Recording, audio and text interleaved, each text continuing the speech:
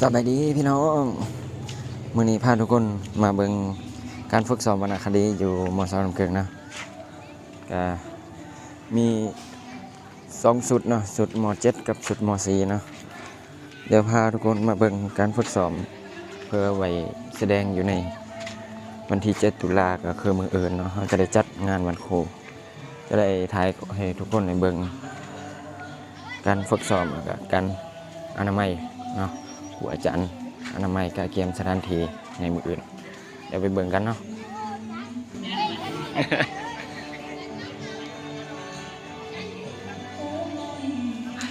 ก็ถือว่านักศิลปะก็มีแต่ผู้งามๆเนาะ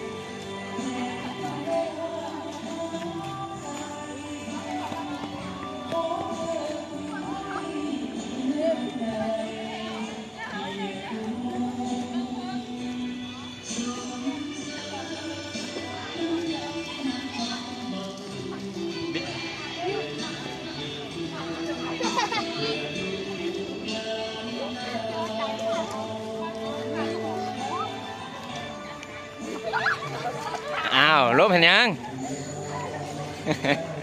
จ้าล่ะหายข้าวโพดละกัน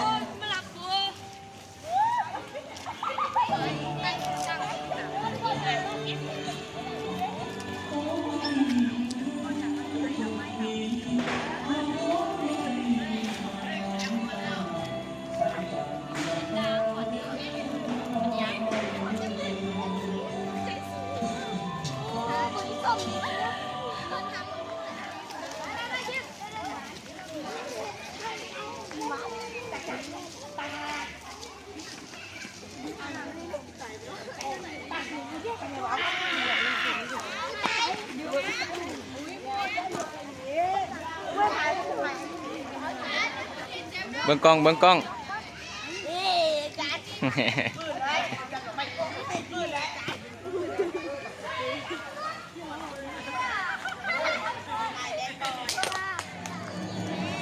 ซ้อมรอบที่2เมื่อกี้รอบที่1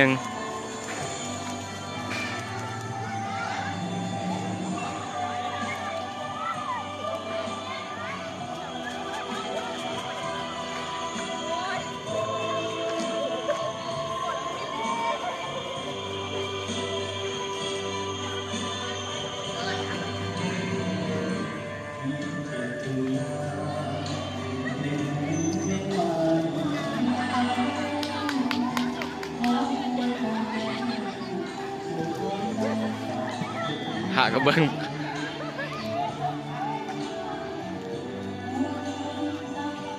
อันนี้ครูอาจารย์กะเกียมงานบรรครูมืออื่นเนาะกะเกียมสถานที่กำลังแลนไฟ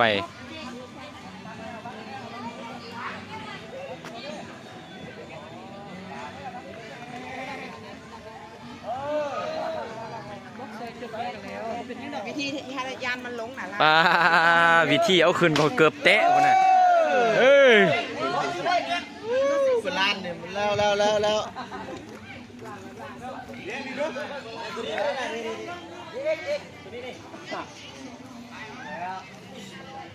แห้งนี่นะ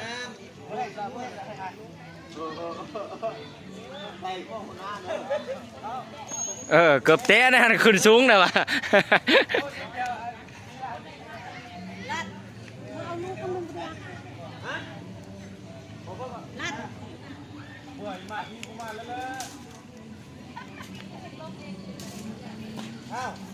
ต่อยเสียนาพา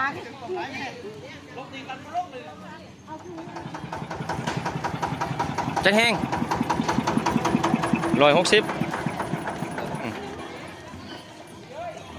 โถ่ จักใหญ่แต่ใหญ่ปะ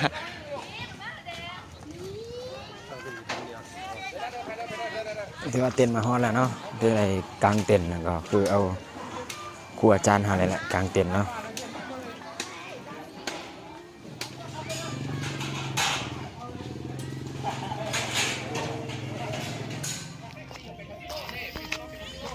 โอเคเนาะถือว่ากลางเต็นท์แล้วเนาะวั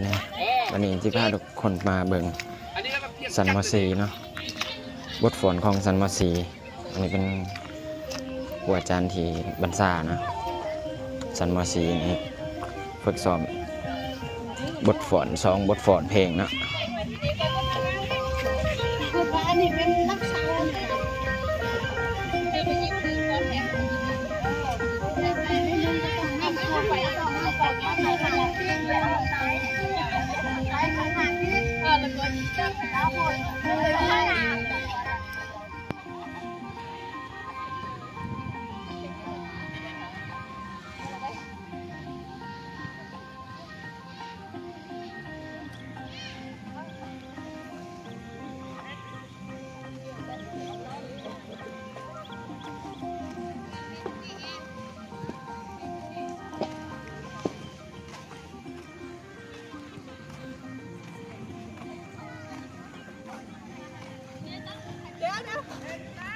ไม่ได้ถ่ายรูปวิดีโอ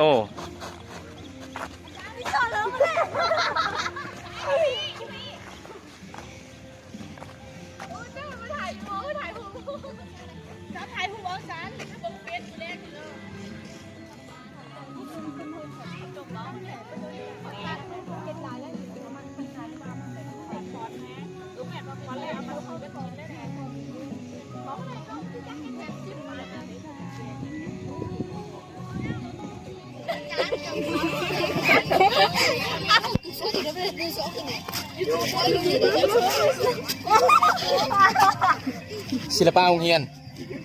มาขอน้ำเกลือสด เอาคนได้งามเบื้องหน้าเบื้องกล้องแต่เราไม่มีใครงาม อยากดังเลยอาจารย์